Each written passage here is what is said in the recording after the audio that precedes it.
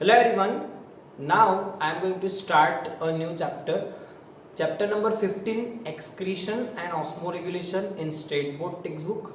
Chapter number 15, excretion and osmoregulation in your state board textbook. And chapter number 19. Chapter number 19, excretory products and their elimination in NCERT.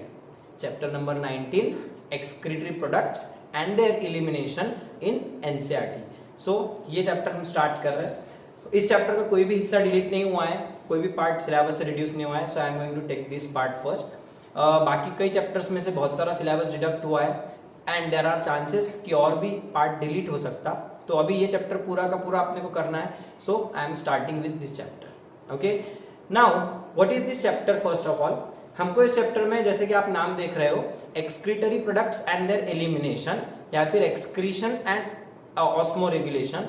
तो हमें इस chapter में we are going to study how your body excrete the waste material from your body, how your excretory system works, how your excretory products are removed from your body.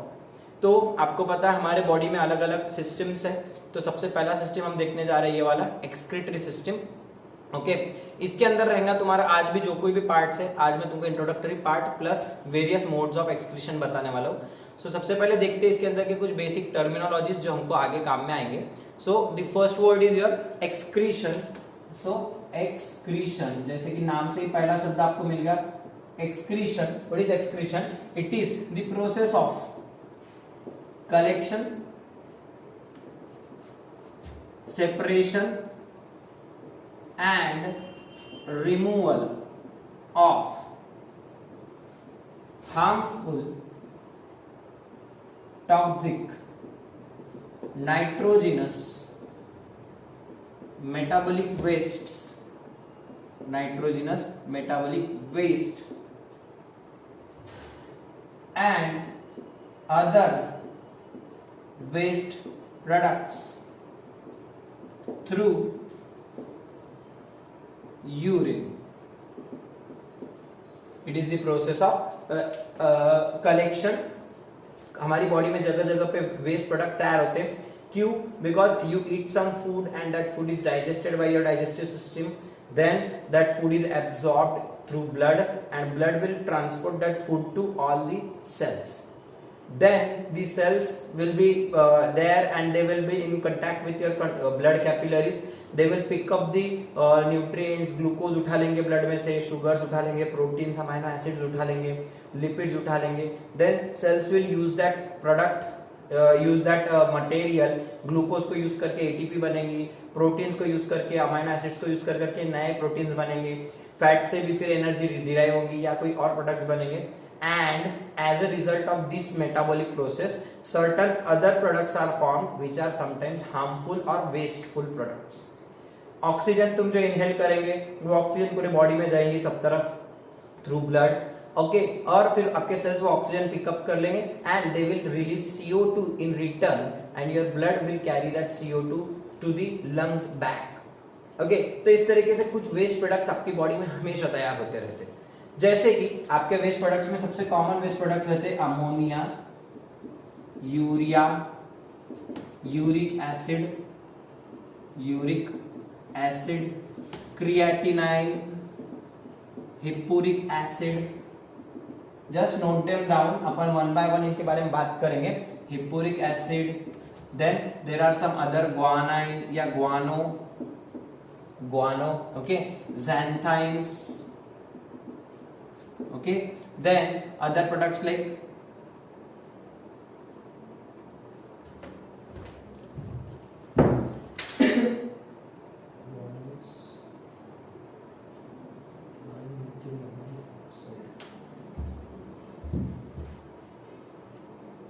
TMAO, that is trimethyl amine oxides. Okay, ऐसे कुछ waste products होते हैं. these are nitrogenous waste products that are produced by different pathways. Ammonia, urea, uric acid, इनके बारे में तो detail में देखना ही है. क्रिएटिनाइन, हिप्पूरिक एसिड, ग्वानो मतलब ग्वानाइंस उनको शॉर्ट में बोलते हैं. ठीक है. xanthins, TMAO that is trimethylamine oxide, वो bony fishes में, marine fishes में रहता. Okay, so these are the nitrogenous waste products. These are harmful, these are toxic to your body, क्योंकि ये जनरली बेसिक रहते हैं. अमोनिया बेसिक है, NH3, urea is also basic. So ये basis अगर तुम्हारी बॉडी में जमा होंगे, तुम्हारे सेल्स में, तुम्हारे प्लाज्मा मेम्ब्रेन में, ब्लड में अगर डिपॉजिट हो जाएंगे, सो बेसिस अगर जमा हो जाएंगे तो तुम्हारे ब्लड का जो पीएच है वो बहुत ज्यादा बेसिक हो जाएगा. If the blood pH becomes highly basic, then most of your enzymes that can work at neutral pH, they cannot work properly. If this happens, your enzymatic or enzyme catalyzed reactions, that is your metabolic reactions, will fail. They will not occur normally. Okay, and therefore there is need to remove these wastes, to remove these basic compounds that are actually proving toxic to your enzymatic reactions. तो इनको निकालना भी जरूरी है, निकाल के फेंकना जरूरी है. कचरा है, घर में कचरा नहीं रखते तो बॉडी में कचरा कैसे रख सकेंगे हम. ओके, सो इसलिए इनको निकालना. इन्हीं के साथ कुछ आयंस रहते, such ions, some ions are there such as excess of calcium ions. Okay, excess of calcium ions, excess ions बोल रहा हूं मैं, एक्स्ट्रा के जरूरत से ज्यादा हो गए.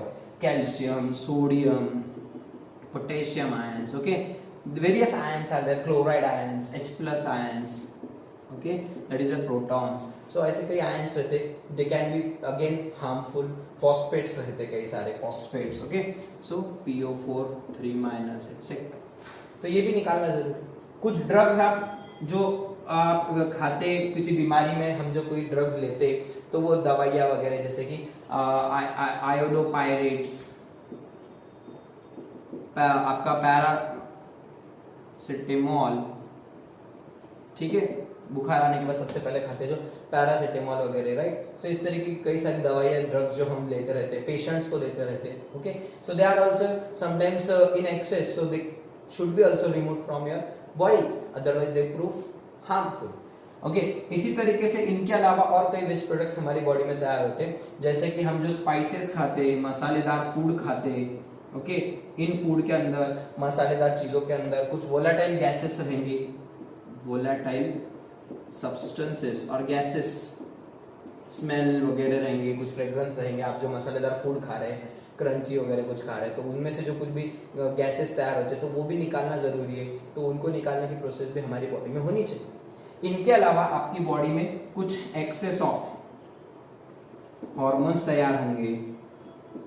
ओके, विटामिन्स रह जाएंगे कभी कई बार, जैसे कि vitamin B and vitamin C. अगर वो एक्सेस हो गए तो वो वाटर सोल्यूबल है, दे आर वाटर सोल्यूबल.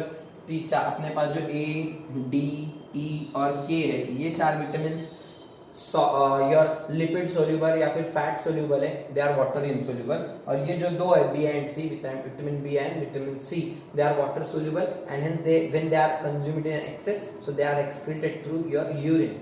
ओके, तो इनको भी हम निकाल सकते हैं. हॉर्मोन्स जो हमारी बॉडी में ज्यादा हो गए, तो ये सारा कचरा तैयार हो रहा है तुम्हारी बॉडी में. ओके, जितना यूज हो सकता है हम उनको यूज कर लेंगे, लेकिन बचा कुचा जो भी कचरा है, इनके अलावा भी और वेस्ट प्रोडक्ट्स है, we are not going to deal with them.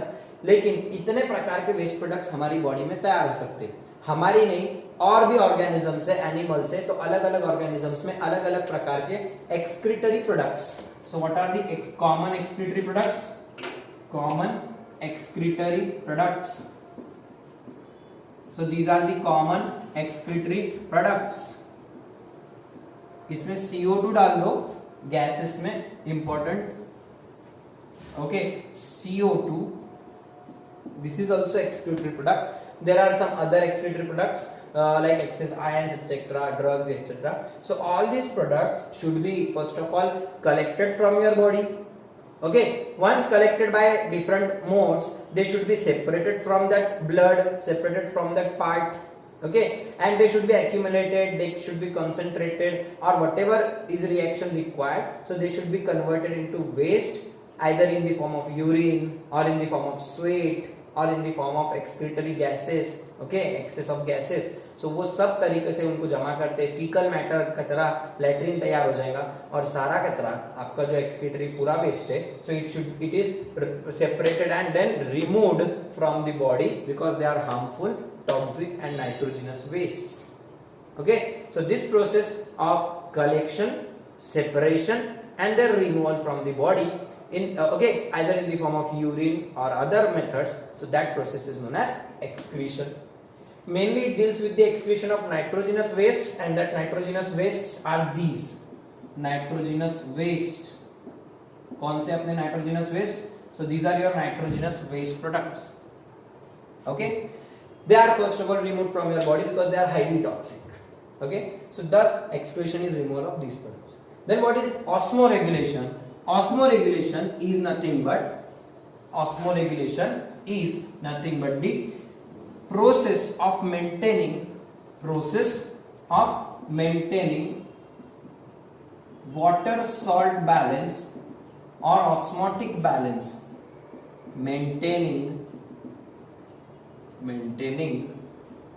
water salt / osmotic balance of blood and other body fluids.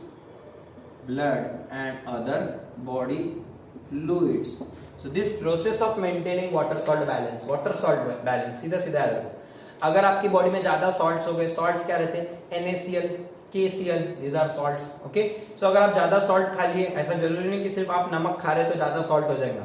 आप जो अदर फूड खा रहे हैं उसमें भी सोडियम रहता, पोटेशियम रहता, क्लोराइड रहता, हाइड्रोजन रहते, राइट? तो आप कोई भी खाएंगे, कोई भी खाना तो NaCl, Na+, K+, ये आयंस आपकी बॉडी में ज्यादा हो सकते हैं या कम हो सकते हैं. आयंस का कंसंट्रेशन इसीलिए जरूरी है आपकी बॉडी में एक लेवल मेंटेन रहना. अगर वो हाई कंसंट्रेशन होगा तो आपकी बॉडी में ज्यादा आयंस हो जाने से भी अलग मैकेनिज्म होता है, एंजाइम्स की रिएक्शन बदल जाती, मेटाबॉलिज्म ठीक से नहीं चलता. और अगर आयंस कम हो गए तो भी परेशान. ओके, सो इस तरीके से आयनिक बैलेंस भी आपका मेंटेन रखना जरूरी है. वाटर सॉल्ट बैलेंस और osmotic balance should be maintain. That process of maintaining water salt balance is known as of blood and other body fluids. तो ये पानी में घुलाले रहेंगे तो लिक्विड कौन कौन अपनी बॉडी में? ब्लड है, लिम्फ है, CSF है. सो इन बॉडी फ्लूइड्स का वाटर सॉल्ट बैलेंस मेंटेन रखना is your osmo regulation. Regulate करना मतलब मेंटेन करना, ऑस्मोस मतलब water salt balance. Okay, maintaining water salt balance of blood and other osmotic fluids, body fluids is known as osmoregulation. Okay, now let's see how these waste products, जो भी कचरा भी अपनी body में तैयार हो रहा, so how these waste products are eliminated from your body or excreted from the body. So there are basically 3 modes of excretion. हम कौन सा बीट देख रहे हैं अभी? Modes of excretion. मोड मतलब तरीके या रास्ते. तो 3 तरीकों से हम एक्सक्रीट कर सकते. How your body can eliminate the waste? So there are 3 basic modes: ammonotelism, ureotelism, and uricotelism. Ammonotelism, ureotelism, and uricotelism. So these are the 3 basic modes of excretion, and your body or the organisms use these modes to excrete the waste from their body. Difference के format में देख लेंगे, easy जाता है याद रखने को आपको. Yes, right. So let's see one by one. हम इसको एक से देखते हैं, आपको दूसरा तीसरा उसके कंपैरेटिव में बता दूंगा. What is ammonotelism? सो यहाँ पे पॉइंट्स लिखते चलूंगा मैं. Okay, so first point, what is this ammonotelism? Definition अगर देखें, so the type of excretion or the mode of excretion in which final excretory product is ammonia. हमारा फाइनल एक्सक्रीटरी प्रोडक्ट क्या रहेगा यहाँ पे? Ammonia. So that mode of excretion is known as ammonotelism. नाम में है ammonotelism. The mode of excretion in which final excretory product is ammonia is called ammonotelism. वैसे इसकी क्या बनेगी? The mode of excretion in which final excretory product is urea. Final excretory product is urea, and here the final excretory product is uric acid. So that mode is known as ammonotelism, ureotelism, uricotelism. मतलब जो नाम रखा है, so these names are given according to the final excretory product. Body में से निकलेगा क्या बाहर? तो इन ऑर्गेनिजम्स की बॉडी में से अमोनिया निकलेगा, ये यूरिया एक्सक्रीट करेंगे और वो यूरिक एसिड एक्सक्रीट करेंगे. Okay, these organisms are called ammonotelic organisms, ureotelic uricotelic organisms, and the organisms which show this, they are called uricotelic organisms. Telism organism, telic कर देने का. Mode is known as telism, and organisms are called telic. समझ रहा है? Telic क्या है, telism क्या है? Okay, so these organisms. For example, अगर हम example यहीं पे ले ले, so all the fresh water invertebrates या freshwater fishes, bony fish, okay, then your tadpoles, then your larva of amphibians like your frog, उनके larva, plus your lower aquatic invertebrates, for example hydra, sponges, etc. Okay, and those organisms without any excretory system,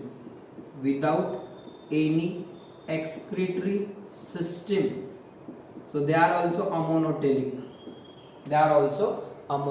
These are the examples. आपको learn करना है, दिमाग में बिठा लेना है. वैसे तो लर्न करने की जरूरत नहीं पड़ेगी, आने वाले टाइम में लर्न हो जाएंगे. उनके कुछ पॉइंट्स बताने वाला तो आपको ध्यान में बैठ जाए. Ammonotelic organisms, fresh water fishes, जो फ्रेश वाटर में रहते हैं, जहाँ सॉल्ट कम रहता है. What is fresh water? जिसमें पानी में नमक कम है, पानी ज्यादा है तो वो थोड़ा स्वीट इन टेस्ट रहता है. What is marine water? जो खारा लगता है, उसमें सॉल्ट ज्यादा रहते हैं. Okay, so fresh water fishes they are ammonotelic. उसमें बोनी फिशेस, ऑस्टिक्थिस आ जाते हैं तुम्हारे, लेबियो, रोहिता, रोहू, कटला वगैरह. Okay, larva of amphibians, amphibian के लार्वा भी अमोनोटेलिक रहते हैं. लोअर एक्वाटिक इनवर्टिब्रेट्स, आपने एनिमल किंगडम अगर 9th 10th में पढ़ा होगा तो आपको याद होगा, पोरीफेरा, नाइडेरिया, राइट, या उसके बाद से Ctenophora. So these organisms they excrete ammonia. Hydra नाम सुना है सबने, हाइड्रा, उसको फिर एक बर्ड आता, हाइड्रा का बच्चा पैदा होता, राइट, हाइड्रा और हाइड्रा का बच्चा आपका. फिर स्पॉन्जेस, पूरे स्पॉन्जेस रहते हैं उसके अंदर आपके. Okay, then organisms without any excretory system, जिनके पास वेल डिफाइंड एक्सक्रीटरी सिस्टम नहीं है, so they are also ammonotelic. Okay, so these are the examples here. इनके एग्जांपल्स अगर आप ऐड करें तो फ्रेश वाटर का अपोजिट कर दो, मराइन वाटर फिशेस, उसमें आपके बोनी फिशेस के बदले हो जाएंगे कार्टिलेजिनस फिश, जैसे कि शार्क एटसेट्रा. ठीक है, शार्क्स वगैरह आ जाएंगे इसमें. देन लार्वा के बदले आप ले लो एडल्ट एम्फीबियंस. टैडपोल इधर ही आएगा ना, लार्वा बोल तो टैडपोल रहता. ओके, टैडपोल किसको बोलते हैं? अब जो फ्रॉग रहता तो, और एडल्ट फ्रॉग एम्फीबियन जैसे कि फ्रॉग, तो फ्रॉग क्या करते, आपको सबको मालूम फ्रॉग कैसा रहता है. फ्रॉग ड्रॉ करेंगे, टिंग बराबर ड्रॉ कर, देखो वाला ऐसे कुछ रहता है.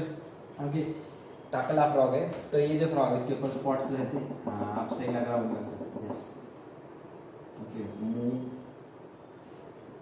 बड़ा सा मुंह, इधर कान रहता उसको टिम्पैनिक मेम्ब्रेन.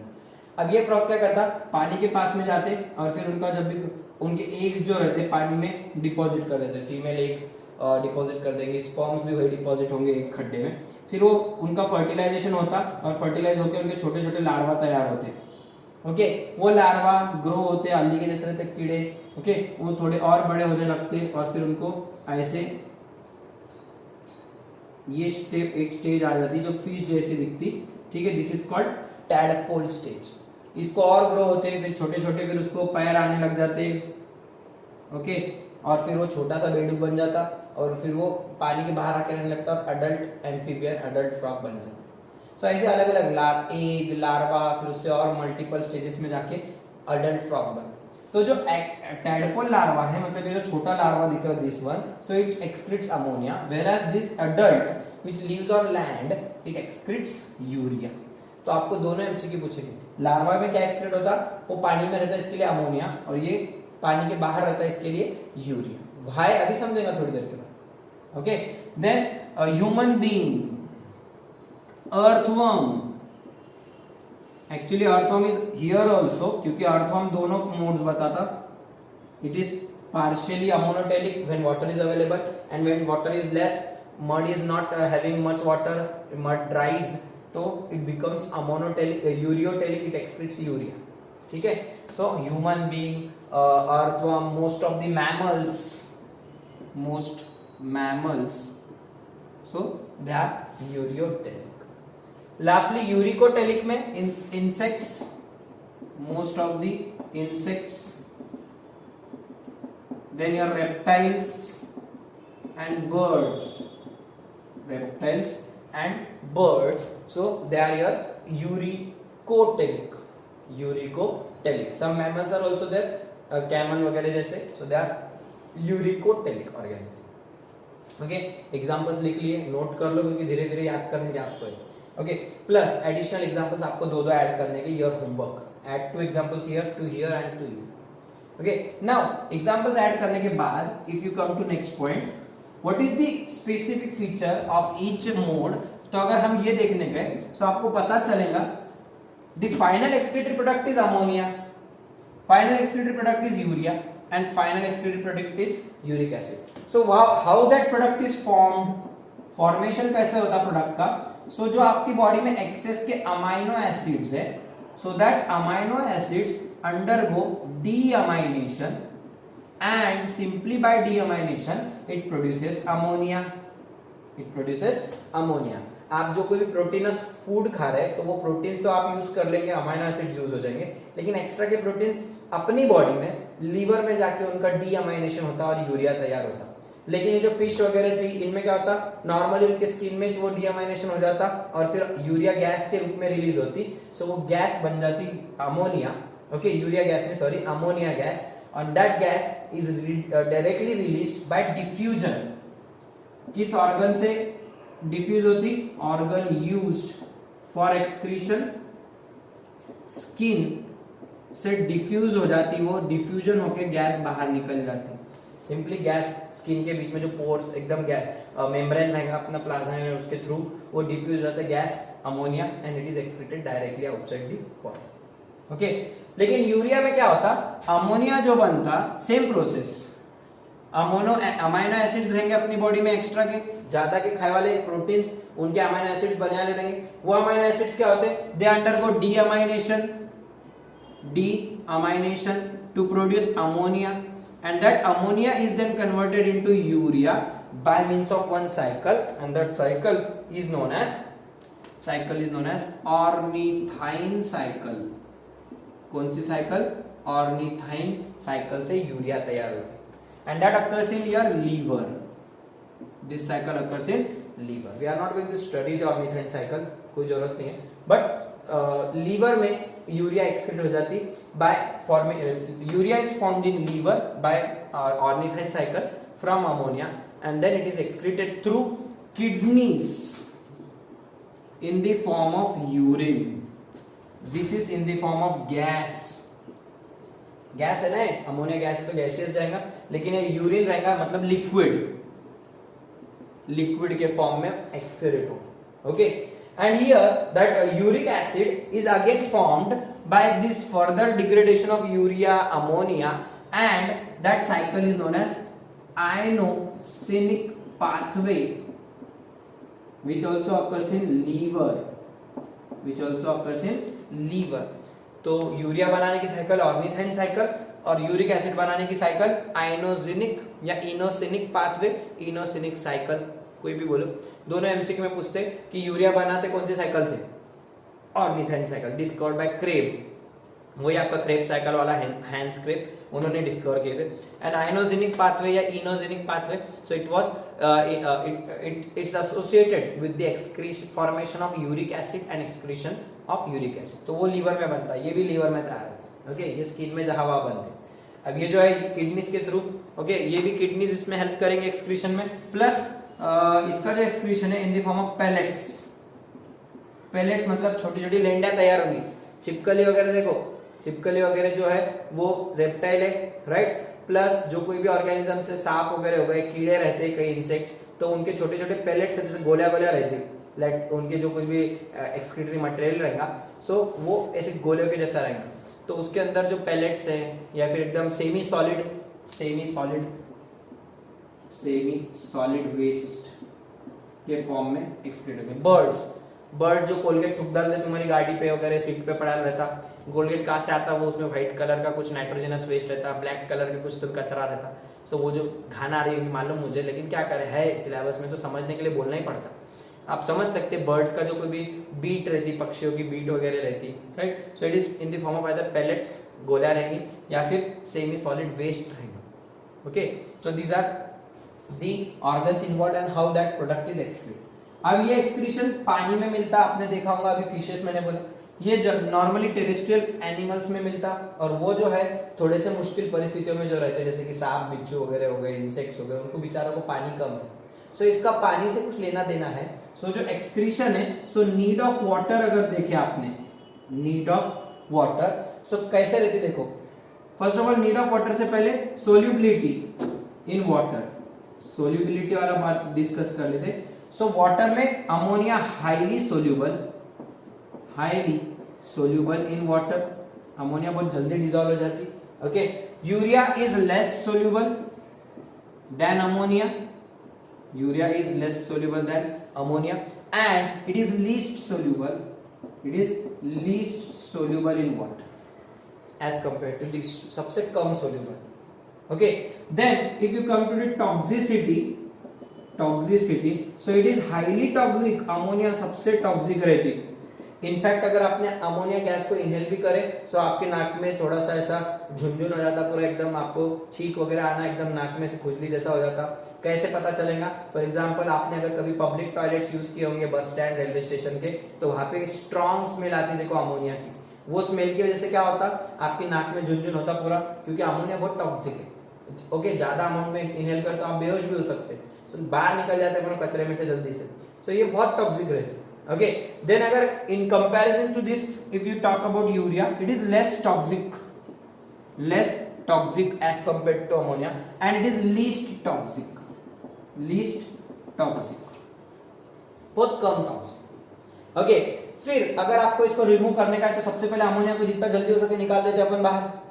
अपन क्या करते हैं, अमोनिया नहीं बना तो यूरिया बनाते, उसको भी निकालने की कोशिश करते हैं, और यूरिक एसिड भले ही लीस्ट टॉक्सिक है लेकिन उसको निकालना जरूरी है। ठीक है, तो अब आके तुमको वाटर की बात लगेगी, वाटर नीड या नीड ऑफ वाटर की बात करें। सो अगर आप देखें, सो अभी देखें अपने वाटर में हाईली सोल्यूबल है, ये लेस सोल्यूबल है, और वो लिस्ट सोल्यूबल। तो हाईली सोल्यूबल चीज है, तो 1 ग्राम अमोनिया को निकालने के लिए 400 से 500 ml वाटर, 300 से 500 ml वाटर, 400 से 500 ही ले लो,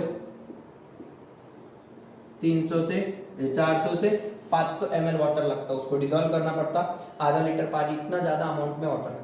वही अगर तुम 1 ग्राम यूरिया को एक्सक्रीट करने का है तो तुमको 50 ml पानी बस होगा, और अगर इधर 1 ग्राम यूरिक एसिड को तुमको एक्सक्रीट करने का है तो उसके लिए तुमको लेस देन 10 ml वाटर, देखो भला पानी सबसे ज्यादा किधर लग रहा है, तुमको अमोनिया को निकालना है तो वो गैस है, तो गैस को घोलने के लिए ज्यादा पानी लगेगा, तो आपको आधा लीटर के आसपास पानी लगेगा सिर्फ 1 ग्राम यूरिया निकालने के लिए, समझ रहे हो?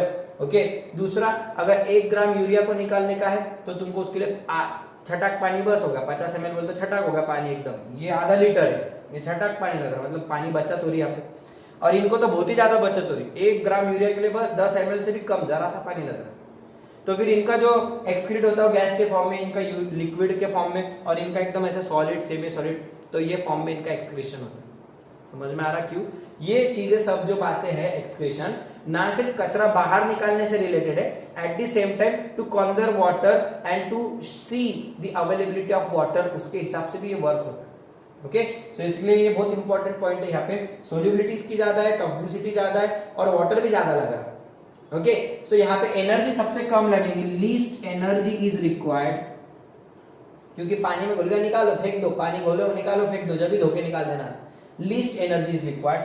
यहाँ पे तुमको कन्वर्जन करना पड़ेगा, अमोनिया का कन्वर्जन यूरिया में करो, यूरिया को पानी में घोलो, यूरिन बनाओ, तो तुमको थोड़ी more energy is required as compared to this one. और यहाँ पे तुमको क्या करना पड़ेगा, पैलेट्स बनाना पड़ेंगे उसके, उसको स्टोर करके रखना पड़ेगा, और स्टोर करने के बाद उसको एक्सट्रैक्ट करना पड़ेगा। यहाँ पे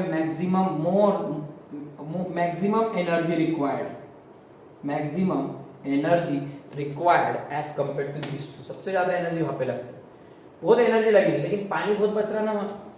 यहाँ पे 500 ml पानी लग रहा, वहां 10 ml में काम हो जा रहा, यहाँ 50 ml में काम हो रहा।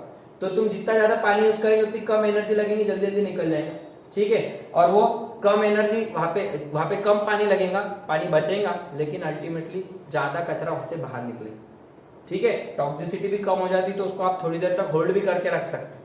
सो ये ऑर्गेनिजम्स क्या करते हैं, जैसे कि स्नेक्स हो गए, कुछ ऑर्गेनिजम्स होते हैं, उनमें क्लोएका नाम का एक ऑर्गन रहता है, क्लोएका या क्लोएका।